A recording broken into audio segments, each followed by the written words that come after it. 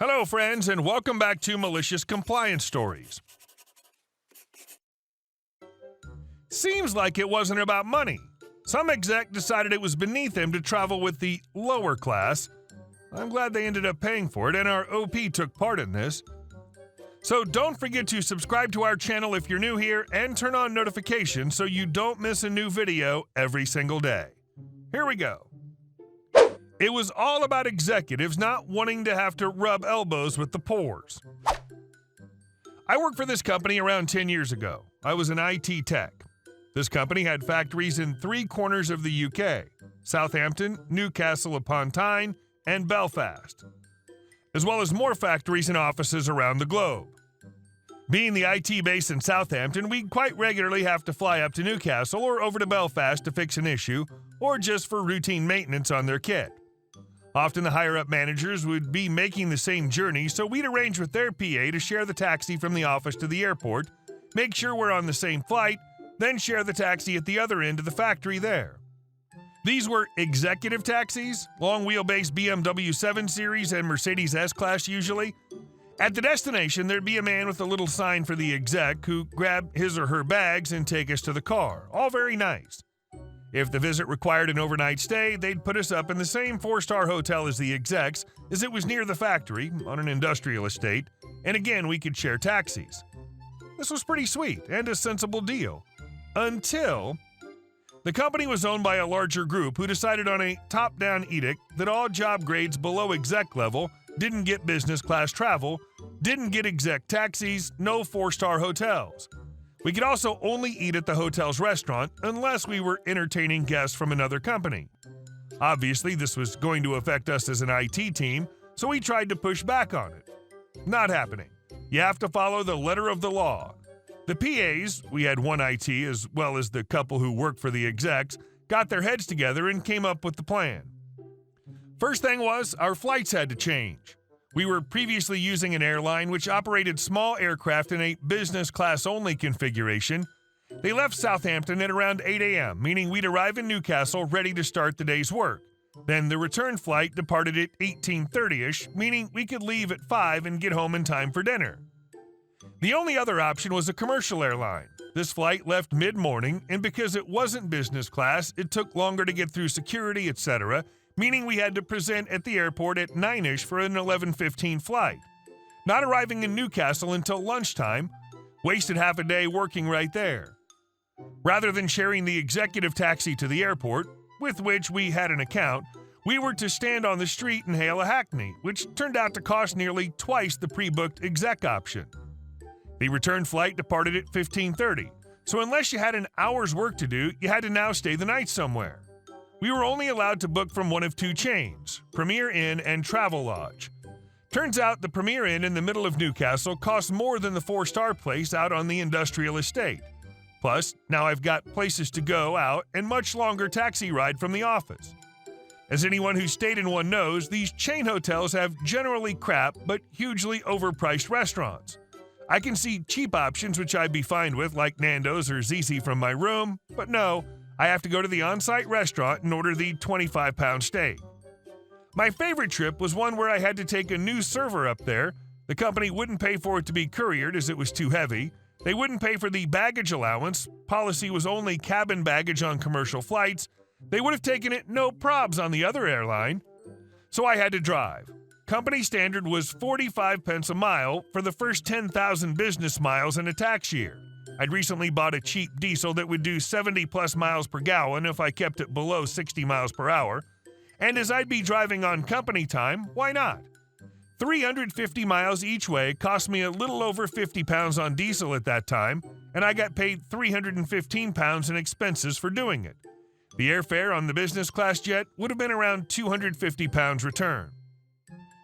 Our departmental PA worked out that travel as a whole was now costing the IT department roughly 3 times what it used to under the old system. And that's not counting the missed hours when we could have been working. Of course, nothing ever came of it because the people who make these decisions never bother looking into the impact of them, or probably never even get a report that would highlight it. From our point of view, it meant a problem that could be sorted in a single day now took at least 2. And we were away from the office a lot more. And our second story. Lady throws her keys at me while I'm waiting for the valet to get my mom's car. So I'm going to the doctor's office and I'm back from college, so my car's still at college across the country, so I borrow my mom's car. The doctor's office is in a huge complex with a bunch of other doctors, and they use this free valet service. Still got a tip, relevant. So I give them the car and get my ticket and go to the doctor's. All's good in the world. So I'm walking out of the office and I'm in my hoodie and khakis, normal streetwear I guess, and the valet people are in those nice vests and dress pants. I don't really know why, but it's a good uniform I guess. I hand the dude my ticket and he goes off to get my mom's car. I step out of the line and I'm waiting off to the side when this "let me speak to your manager" lady pulls up in her Benz and throws the keys at me and says, "Don't park it under a tree," and walks right past me. So I'm just stunned, and for a second and for some reason, I decide I'm going to try to help this lady, so her car gets parked and she has a ticket so she can get her car back. So I turn around and she's already at the door, on her phone. I jog in after her and tap her on the shoulder, and without taking the phone off her ear, she said, "Do I need to pay you, boy?" So I try to explain that I don't work here and I'm just waiting for my car too, and she says, "Well, who's going to park my car then?" So I just extend her keys out to her and say, "You need to go get a ticket." So she then starts to turn around and says, "They can just leave it there." Meanwhile, her huge Benz SUV is parked in the middle of a full parking lot with a ton of traffic and no effing keys so they can't move it. I'm just stunned by this attitude, and she walks away.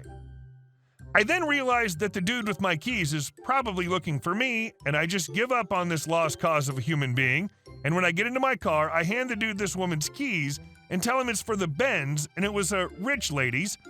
I was this close to telling him to park it under a tree, but I'm not that funny. I kind of wanted OP to drop her keys down the sewer grate, but that would be bad. Satisfying, but bad. And our last story. Entitled parents try to bully my brother-in-law into giving them his inheritance. Today's story highlights how a couple of trash cans attempt to financially abuse their adult child. Background info. My 43-year-old female husband's parents are terrible people for a lot of reasons, but I'm going to try to keep it short. Hubs, 44-year-old male, has been living on his own since he was 17. His parents kicked him out of the house because his older brother, Bill, 46-year-old male, didn't break down moving boxes or some other petty crap. Entitled parents just decided they were done being parents and gave both boys the boot. We've been together for 26 years, so I've seen these garbage parents in action for a long time. Bill was permitted to live with them intermittently after the initial boot.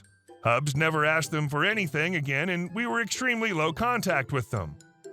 My husband's grandparents both passed away last year within days of each other due to old age.